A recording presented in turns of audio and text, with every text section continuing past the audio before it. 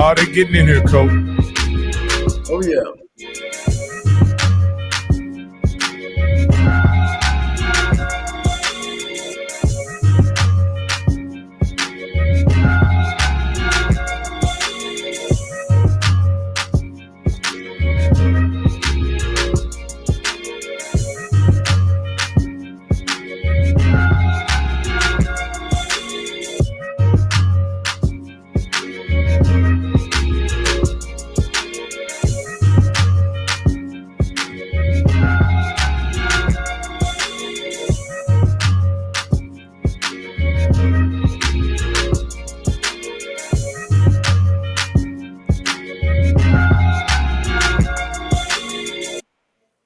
I'd like to welcome everyone to HBCU Coaches Corner. I'm your co-host, Rocky Miller, and I'm accompanied by my other co-host, the Rattler himself, Mr. Stephen Campbell. And since we are HBCU Coaches Corner, our featured host is the coach himself, the man who many times, with 40,000 people in the stands, has called plays, who has made decisions, who've done it at a very high level, and is most definitely a championship coach, none other than my man, Johnnie Cole.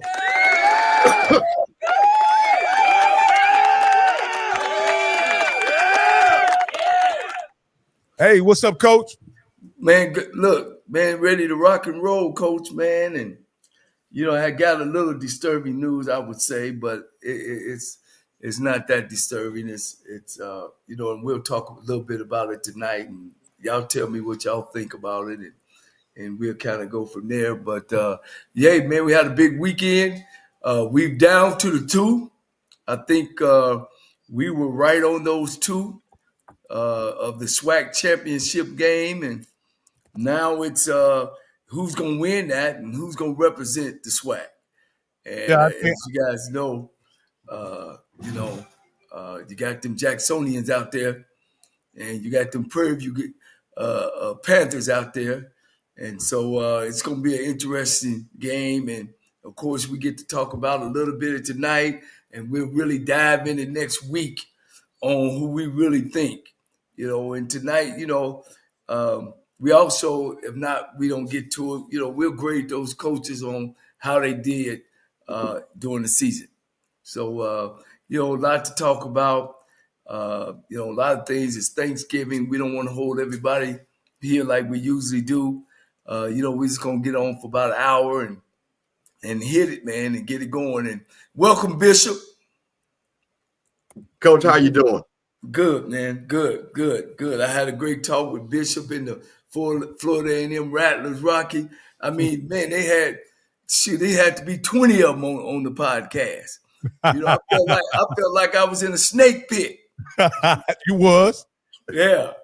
So hopefully, man, you know, we made some relationships, and you know, I felt good about the talk, and hopefully I were able to answer some of their questions. Well, I'm going to talk about that. First of all, Coach, we really appreciate you. And I always say what's so special about who and what you are. And I'm going to keep saying it sounds simple, but it's true. You're an actual coach. You've done it on the field. You know what a SWAC championship looks like. You know what an SIA championship looks like. 2 of the guys that we're going to talk about next week that we've all both interviewed, we all have interviewed, you've been what they have been. Right. You're talking about, we had Coach Quinn on last week. You've been where he's been. Right. So a lot of that for me in a big game, you know, because it has a lot of factors going on with that game, you know, with Florida Classic, and that play being so monumental. What happens with a lot of people, and this is no disrespect to people like me and Rocky, and we know football. Rocky knows football. There's nobody going to tell me Rocky doesn't know football. But nobody can tell us about what it feels like to coach in that scenario and what is being said.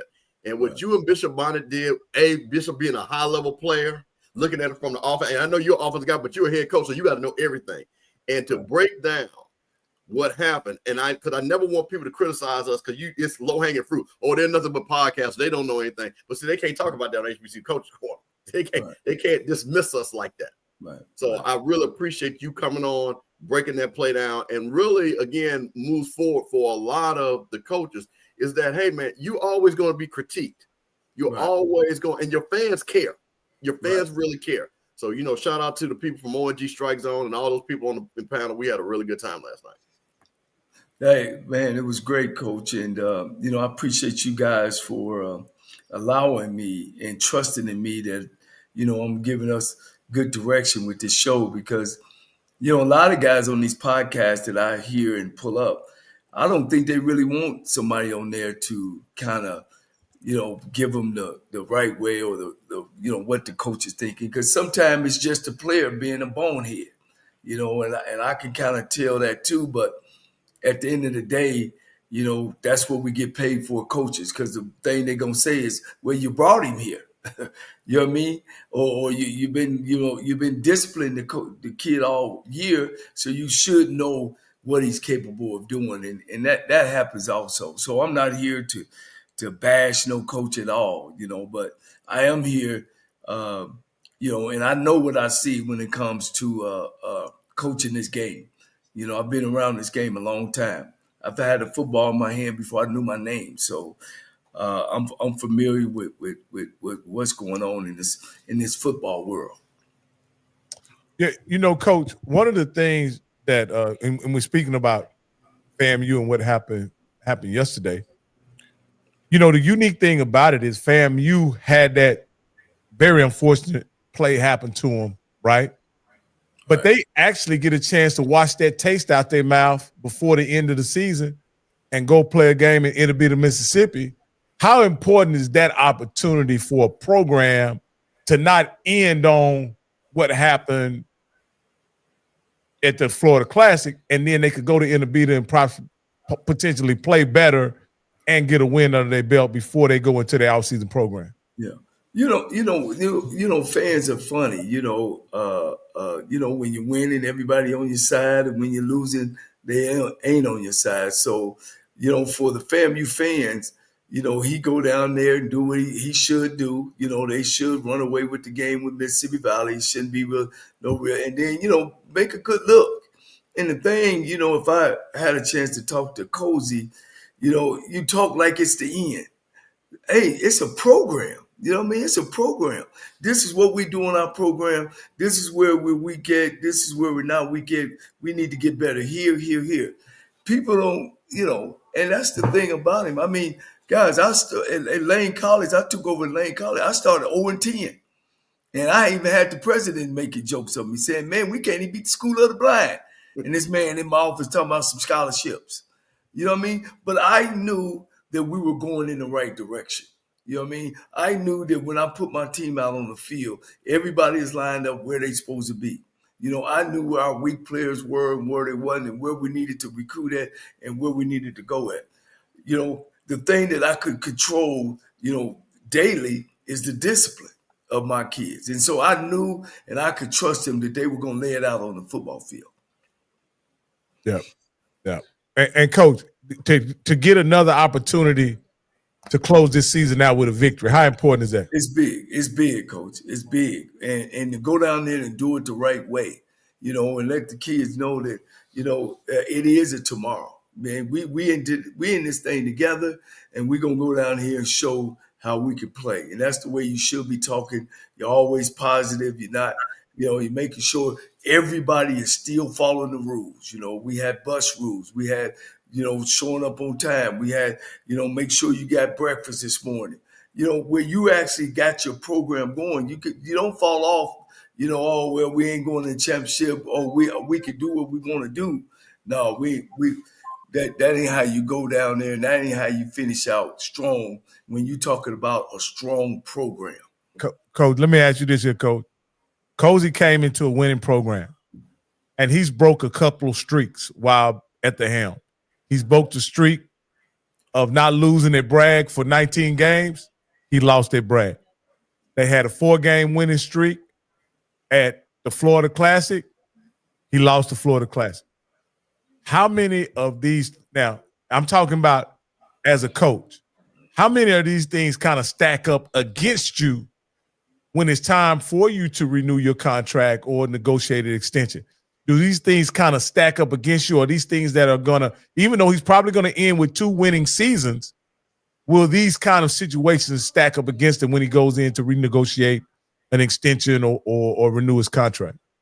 Ain't no question. I mean, ain't no question. A big game like when they play Bethune-Cookman, the Florida Classic, you could be winning and lose your job on that.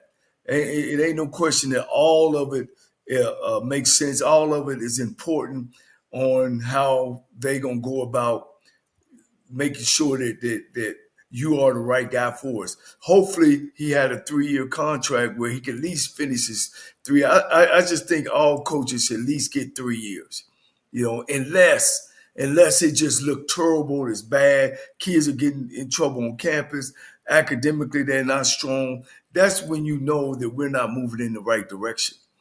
At Florida A&M, I mean, he's kind of still at the level of, and that's why this game is important, that to finish up with a winning season. But we all know that there's some of what we call them on our show, blue bread programs, that sometimes 6 and 5 won't do it. You know what I mean? You got to come in there with at least 7 games, to keep your job. So now these big games are very important, and that's why you got to finish strong, and you can't go down there and piss straight up against Mississippi Valley, a team who upset you last year.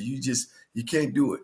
You got to make sure that your team is doing everything on Monday, Tuesday, Wednesday, Thursday, Friday, and getting on that bus or plane or whatever you guys, however you're traveling. And you got to be strict. Again, it's about the program. And if your program ain't in place, those things can happen. And they do happen, and they happen consistently in bad programs. Hey, Campbell, before we move on, I just wanted to ask you this. Hey, wait, Rocky, wait a minute. I want you to ask, but I just want to say, just talk to Coach Fred from Alcorn. You know what I'm saying? So Coach Fred is going to join us real quick. So this HBCU Coaches Corner, see, we still have the coaches coming on. So I've already sent him the link. So he's going to come on. So I just wanted to, let people know. So hang on. You know what I'm saying? Going to be a great thing for Coach Fred to talk about, what's going on in the SWAC, what he sees, coaching, because he's coached against. And find out what he's Alcorn played Prairie View and they played Jackson State. So he's seen it directing up front. So I know we're only going to do an hour, but, we're going to rock with it. Okay. And there he is right there too. Hey, at the end of the day, Campbell, you got the controls. You can take it as long as you want to. Okay, well, there you go. Hey, my people know we'll keep church open all night now. So we'll have a good time. We'll rock with him. Coach got to leave and we still talking. We're still going to talk. But there he is right there. Hey, what's up, Coach Fred? I want to thank you for coming on, man. I haven't had the pleasure of meeting you. My name is Rocky, but I do watch your show each and every week that you do with Blue. You guys do a great job of putting together content and giving really insight into what really matters to coaches about the upcoming games and upcoming competition. Now, unfortunately, Coach, I was notified today that you are no longer at Alcorn, but I'm pretty sure a person with your acumen and you put it on display on social media and YouTube many times, I'm sure there's a program to see some value in what you have to offer, and you'll be back on the sidelines in no time if that's what you're interested in. Hey, Coach, before you get started, wait a minute, Coach. This is what we do. See, we got to give proper intro. This is Coach Leroy Frederick, my guy. Finance coach, recruit extraordinaire, Florida boy. You know what I'm saying? Know about that Florida stuff, know about that A&M in that class. Coach know about that class. We're going to ask him about that. So, Coach, I just want to give you the proper intro because people know you as Coach Fred, but you also have a last name. So we want to give your parents that proper respect. So, Coach, just wanted to lay that out there. Appreciate you coming on. I'm going to give it back to Rocky. And then, Coach, because there's a couple of things that we want to talk about because we got you for a short time. Can I say hello to Coach? How you doing, Coach? What's up, Coach Cole? How are you? All right, man, I appreciate you taking time out to come on the show, man. And, this is our platform, and a lot of people that hadn't wore our hats and hadn't been through the things that we've been through, because I know you've been going through the same thing. It don't change much, just the color and the mascot. But thank you for coming on. I appreciate y'all for having me. Thank you. Hey, Coach, just a quick, you made an announcement, but if there's anything else you'd like to say regarding your status at Alcorn, anything you'd like to add or clarify about it, we've seen several kids now. I don't know if this is directly related to you. We've had several kids mention that they are going to enter the portal, and we had a huge commit. Mr. Martin say that he's not going to honor his commitment to Alcorn. So again, I don't know if that has anything to do with you, but can you tell us about what's going on with Coach Fred and your status? Yeah, so I'm glad you brought it up because it was just brought to my attention when I made that post. I guess some people have been taking it that I was blasting Alcorn State and basically telling kids not to go there, which is not the case. What I did, and I just went and re-amended the post, even though someone was like, man, that ain't your place to do that. You ain't got to do it. But I felt like I needed to because Alcorn has been good to me for, over 10 years, 2014 to be exact. When I made that post, that wasn't for me telling kids not to go there or leave there. It was basically, I can tell, I can show you right now where kids are still DMing me, texting me their information, trying to get in this early recruiting cycle. I was on a lot of kids because, again, I didn't see this coming. So I was on a lot of kids. I know we had to get better. I knew we had to replace some things. So I was recruiting kids. And those kids now are still sending me things. They're wanting to know about visits. They're wanting to know about, where are they in the process? Will they be getting an offer? So I went out and I made the post basically saying I'm no longer there. Not to tell nobody not to go there, but hey, get your information to somebody else because I'm no longer with the university. It wasn't blasting the university or the program. It wasn't doing any of that. It was to let them know, not me, but find somebody else within the program to send your stuff and kind of go from there. I'm not that kind of guy. Although, Coach Cole could tell you now we could dig up some dead bodies if we wanted to do that.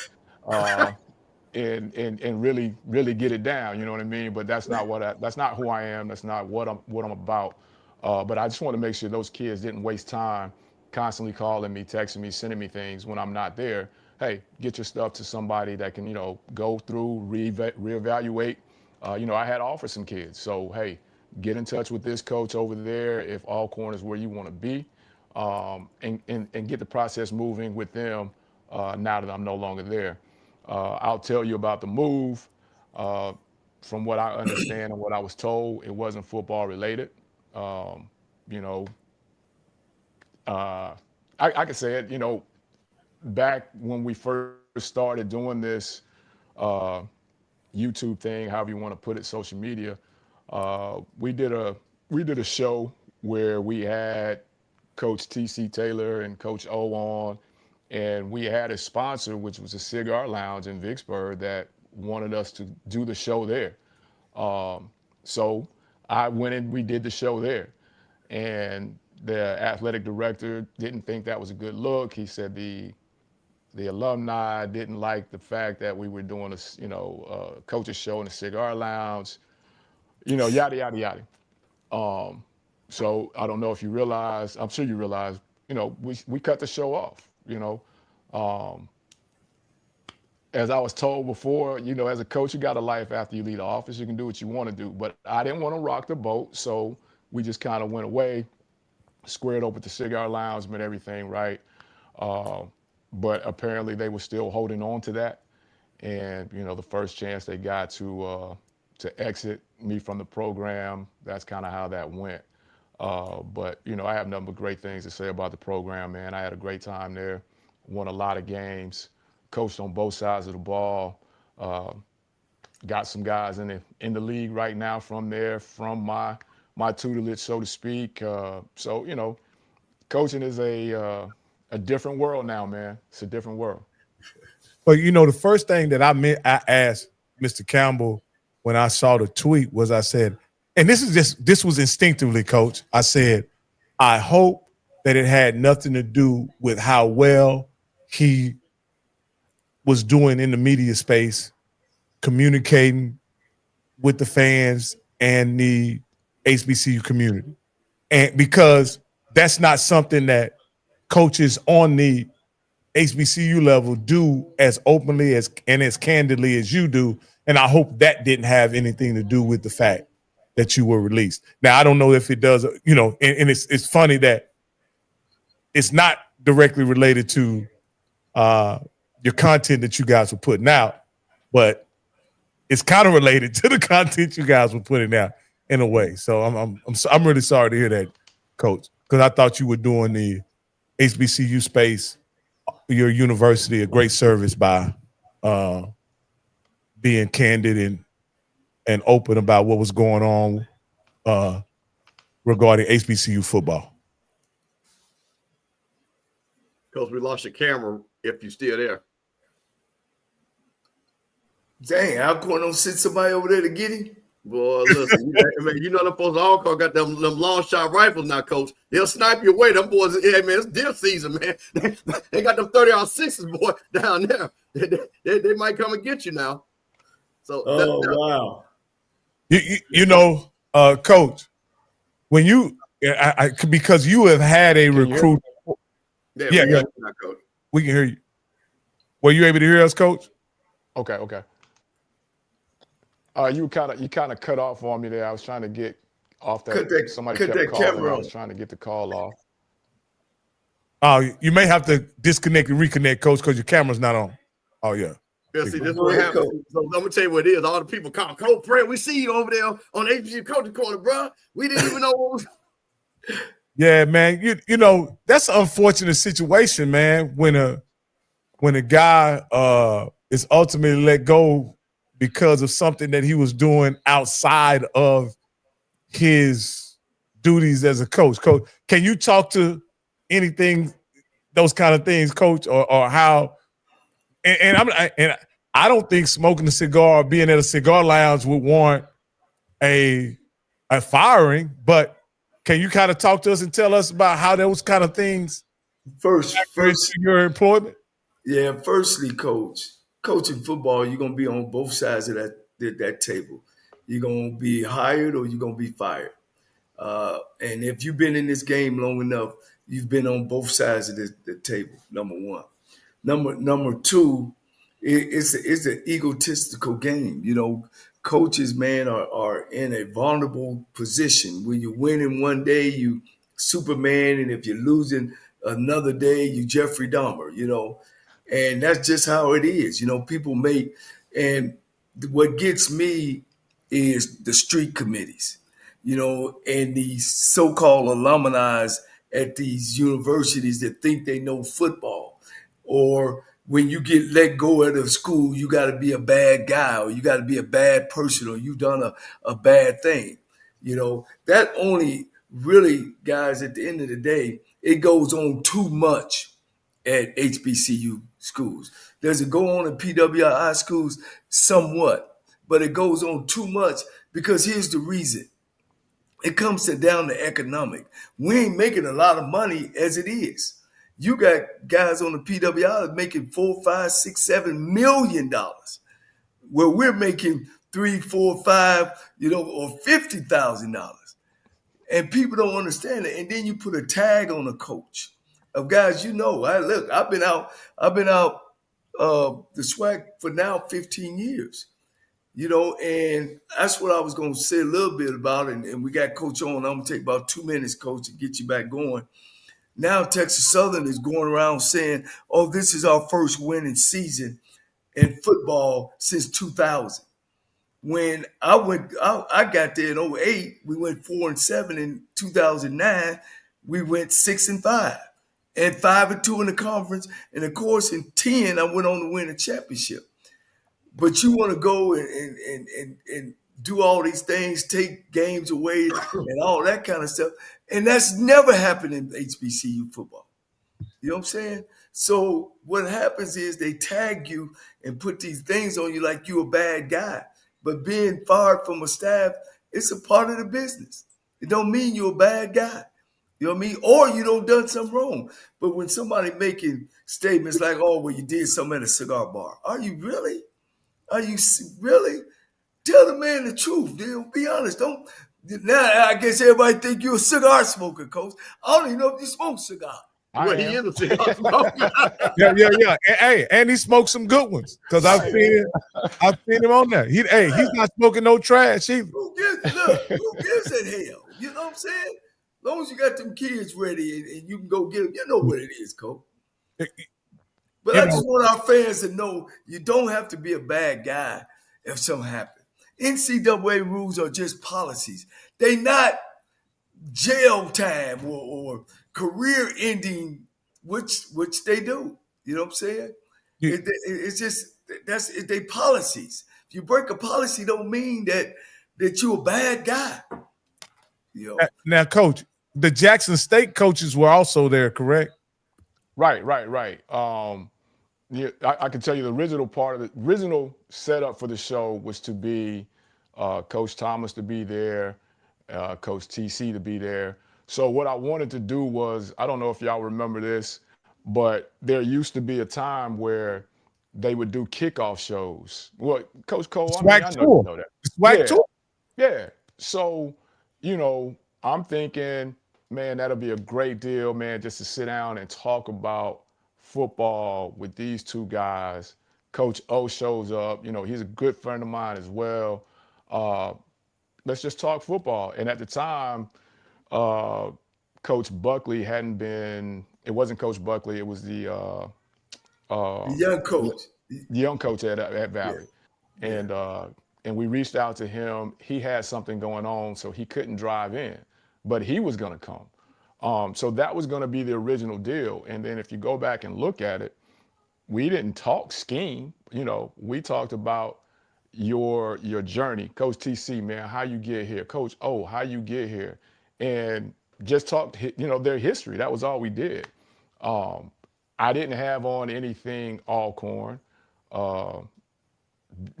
I had on, I think, maybe my common man shirt or something like that. And it wasn't like we were just tore down drunk. We weren't, so it was just a show. So that was taken the wrong way, out of context. So I just kind of left it alone. I was upset about it because, again, once you leave the office, man, your time is your time, right? Well, let me say this about being drunk.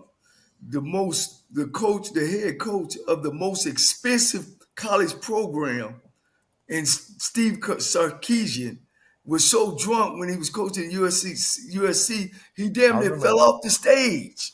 Yeah, I remember. And that. he's making $10 million today. You know what his punishment was? The offensive coordinator position with Alabama. And then now he's the head coach of Texas. And you get caught for cigars. And I don't know what you're making, Coach, but you ain't making $10 million. Coach, and I was just going to say this, Coach. That was almost 2 seasons ago, Coach. Yeah. That was part of what, I was told. So, I can only go by what I'm told. And it couldn't have been, to me, when you talk about performance-based in this business, the resume speaks for itself. Last year, Truck Griffin was an All-American and an All-Conference tight end. The year before that, Monterio Hunt, Malik, all those guys. I had 3 receivers in the top 10 in the conference. Monterio was top 5 in FCS. So when we talk about that, it's not about the coaching part of it. I just want to be, just tell me. It's a business. I get it. But just tell me what it is. What's your background, Coach? Where'd you go to school at? So I went to Arkansas Tech, and I was part of the transfer portal before it was a transfer portal. Tried to transfer to get closer to that girl that went to FAMU. So I tried to transfer to Florida State, not knowing the full rules, not having people to, give you, hey, man, when you transfer, you lose hours, all that, especially when you're going from D2 to Division I, and wound up transferring myself to being ineligible. But I'm still close. I'm still close to that little girl over that fam. You know what I mean? So, I guess it worked out. And then, later on got an opportunity to go play over in the CFL and the Arena League. And, football has been something that's been a part of me for a while. Like all of us, it was the reason that I was able to leave out of that, what we call that 275 circle. where it loops around Tampa. You got to find a way to get out of there. You'll be sitting in there on Friday nights talking about how good you were 20 years ago. So football is that, and it got me an opportunity to be out of there all the way to Russellville, Arkansas. So that's the start of it. Yeah. Oh, okay. I just seeing if you had some HBCU background or.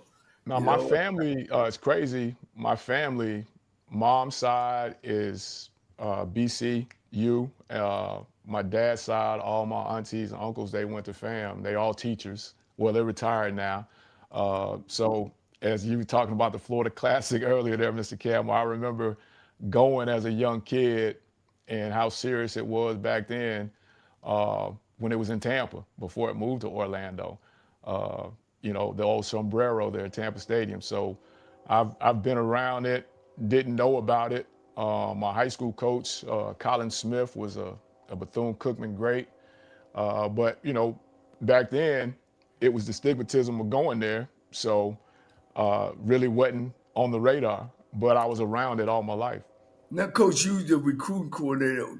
Were your Pacific area, the Florida area? Yes. I wasn't a recruiting coordinator. That was Coach Ryan, but Okay. I handled the Kansas JCs, and I had Central Florida and dipped down into South Florida. I used to work at Fort Scott. Yeah. That was my first college coaching job, Fort Scott Community College, and I followed you again in this business to Stillman College. So Okay. yeah, Okay. Fort Scott. You know how they got me to Fort Scott? What's that? Coach Verdugo, Kevin Verdugo, told me it was a Army town, and I was like, okay, being from Tampa, I'm thinking McDill. Oh, this gonna be great. He didn't tell me the Army left in like 1871. So when I get there, I'm like, where the base? It was like, oh no, man, Kevin told you that? Oh man, this is a historic town. This ain't no real Army town. Hey. I'm like, you kidding me? Hey, it's a one light town, man. One. Did you stay in the dormitories too? Yeah. Yeah, that was the first year, man. That's how he got me in there. I was the dorm coach, man. But this is what I'm talking about, Fred. You can appreciate it, and guys on the show and listen to the show about what HBCU guys or African American guys have to go with. We got to take the butt jobs. We got to grind and everything else, man. And you guys are seeing now how I feel about celebrity coaches, on what we got to go through to get to where we're going. And it's just a better fit to me. But, hey, that's just how I see it.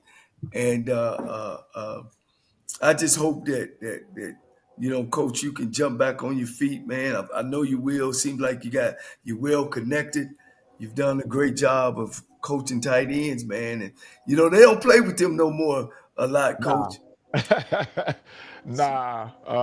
And these past 2 seasons were my first 2 seasons coaching tight ends. Prior to, I had always been receiver coach or corners. So in 2018, Coach Mack asked me to move over. So moved over, coached corners.